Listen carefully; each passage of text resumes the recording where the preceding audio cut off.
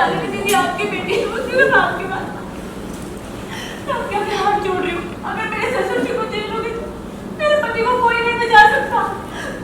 मुझे बताइए मैं कहाँ जाऊँगी, मैं क्या लेके रहूँगी, मेरी शादी मेरे पापा के तो मेरे सिंदूर को क्या होगा। मेरे पापा प्लीज आप इस घर में सबसे बड़े ना, आप प्लीज शालिनी दीदी को समझाओ, उनसे बात करो प्लीज। अभी भी मुंह पे ताला लगाए बैठे हैं। ऐसा मत कहो। और क्या कहेंगे, क्या कहेंगे?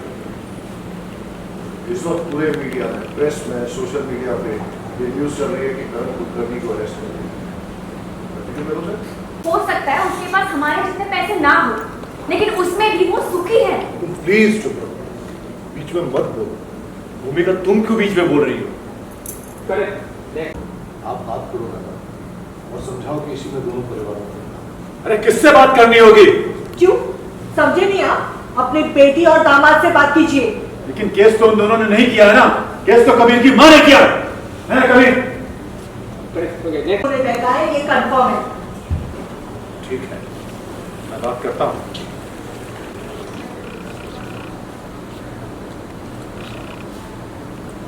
हेलो शालिनी बेटा, डैडी बोल रहा हूँ। मुझे पता था कि आपका फोन आएगा। अच्छा, तुम्हें पता था? हाँ, और मुझे ये भी पता है कि आप क्या कहने वाले हैं। बोलो, क्या बोलने के लिए फोन किया है मैंने? डैडी, आप बोलने जा रहे हैं कि जिस तरह से भी हो केस को विड्रॉ कराओ, जिस तरह से भी हो सके तो करण कुलकर्णी को बचा लो। हर हाल में करण कुलकर्णी को बचाने की कोशिश करो, उन्हें कोई भी सजा नहीं होनी चाहिए। जैसे भी हो आराध्या और कबीर को सुखी रहने दो। पर ये लड़ाई मेरी नहीं है डैडी, केस तो भार्गवी कुलकर्णी ने किया है। मैं जानता हूँ ये केस भार्गवी कुलकर्णी ने किया है, लेकिन मनीष और नम्रता कह रहे थे कि इन सब के पीछे तुम लोग हो। दादा, फोन मुझे दीजिए ना, मैं बात करूँ। शालिनी, मनीष बोल रहा हूँ। देख, मैं जानता हूँ कि इस सब के पीछे तुम दोनों ही हो, नहीं तो भार्गवी कुलकर्णी इतनी बड़ी हिम्मत नहीं कर सकती। अच्छा, ऐसा है क्या? भार्गवी कुलकर्णी की इतनी हिम्मत नहीं होती तो ये बताइए कि भार्गवी कुलकर्णी ने इतनी हिम्मत कैसे हुई है कि उन्होंने कैबिन में यूनिट टेस्ट के नाम पर 2 छोटे छोटे बच्चों को बिठाकर अपने काम का बहाना बनाकर वो वहां से चली गई।